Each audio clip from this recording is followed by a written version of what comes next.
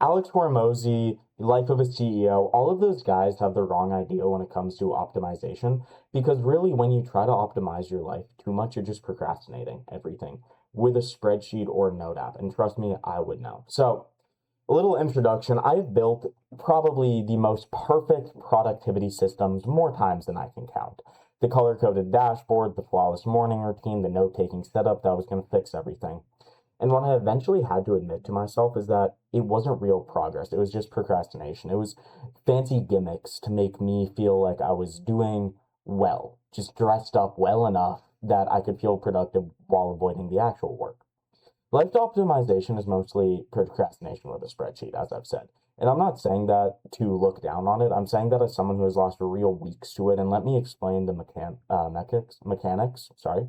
Because once you see it, you can't really unsee it in yourself. So here's the trick your brain's playing on you. The real work, shipping the things, doing the reps, making the call you're avoiding, it's uncomfortable and it carries risk of failure. You might do it and it might not work. Building a system to prepare you to do that work, though, carries none of the risk. You cannot fail at organizing your tasks. You cannot fail at picking the perfect app or the perfect color-coded spreadsheet. It feels like progress. It produces a tidy, visible artifact, and it's completely safe. So when you're anxious about the real thing, your brain tries to offer you a substitute that gives you the feeling of progress without the risk of actually attempting it.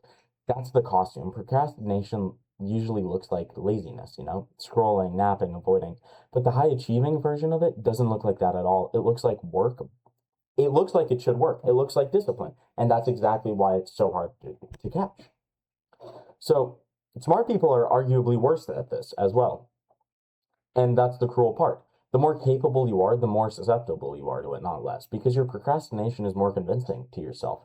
You convince yourself that you're smart and you'd never fall to it, whereas a genuine lazy person who avoids the work looks like they're, not doing anything.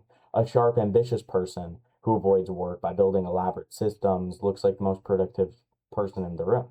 You can fool everyone, including yourself, for a long, long time. Optimization, I have found, is the intellectual's version of busy work. It engages all your strength, your analysis, your planning, your love of a clean framework, and it points everything at it except the one scary thing that moves the needle. The better you are at building system, the more legitimate the avoidance looks, and the longer you can hide it. I've hidden inside of it for months at times, and then I arguably lose my sense of self, and I don't feel the same. I lose the pretty spreadsheets because I'm not doing it, and I try for a month and nothing moves the needle forward. But that's because I'm not doing anything of actual work. I'm just doing the foundation laying. But you can only lay foundation for so much. There's one very specific symptom, that gives this away, and I see it in myself most. It's oscillation. Starting many things, perfecting the setup of each, and abandoning all of them before the boring middle.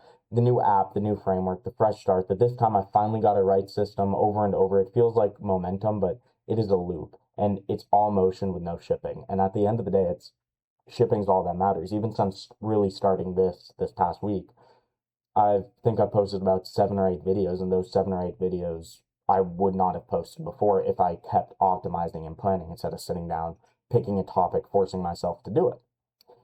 Because here's what optimization conveniently lets you skip: the middle. Every worthwhile thing has a long, unglamorous, repetitive middle stretch where there's nothing to optimize and nothing to feel clever about. You just have to do the reps. Optimization is seductive, mainly because it lets you stay in the exciting beginning forever. The new plan, the new system, the new start, you never usually enter the boring middle. It just keeps restarting before you get there. Now, again, to be fair, not all of it is procrastination, and the difference is the whole point. Some optimization is genuine leverage, a system that removes real friction once and then compounds. Automating some things you otherwise would do manually 100 times, setting up a process that pays you back for years, that's real and that's worth doing. However, making another color-coded spreadsheet to track your morning and your sleep is not that. The distinction is brutally simple. Do you build it once and then execute, or do you build it forever? Real leverage is setting it up and then go do the work for months. Procrastination is rebuilding the setup every couple weeks and never quite getting to the work. Some activity, same function, etc., etc. The question isn't whether you're optimizing, it's whether the optimization gives you the end leverage. So here's how I'm actively trying to tweak this into myself. First, a single test run I do and I run now before building or tweaking any systems. I ask myself this question: am I building this to do the work instead of doing the work? If that makes sense. So, am I building something to do it for me, or am I doing the thing? If I'm honest, the answer is obvious about 80% of the time, and about 80% of the time, it's instead of. Second, cap the optimization hard. A good enough system you actually use beats a perfect one that you keep rebuilding to make it slightly more perfect every single time. So I taught myself a tight budget for this setup and then forced myself into execution with whatever imperfect thing I got, such as this right now. The the perfect system is a fantasy and it exists to delay you. And third, ship the ugly and learn to sit in the boring middle. The value is always in the unglamorous reps, the part with nothing to optimize and nothing clever to do. That's exactly the part in my optimization that I was avoiding, which is precisely why I have to walk straight into it. The discomfort in the boring middle isn't a sign something's wrong with the system. It's a sign you finally stopped hiding in the system and started to do the work. So if you're like me, you love a clean system, you've built the perfect plan for everything a dozen times, and you feel most productive when you're planning, I'm not telling you that your instinct is bad, but I am going to say to not disguise procrastination. And many smart people can do that better than anyone. I should know, I'm describing my own reflections. The work was never the system, the work was the thing the system made me put off. So again, build it once if you have to, then close the dashboard and go do the boring. Uncomfortable, unoptimized, everything that actually counts. That's the only thing that matters. So again, thank you for tuning in. I will see you all in the next episode or next video. Like, comment, and subscribe for more.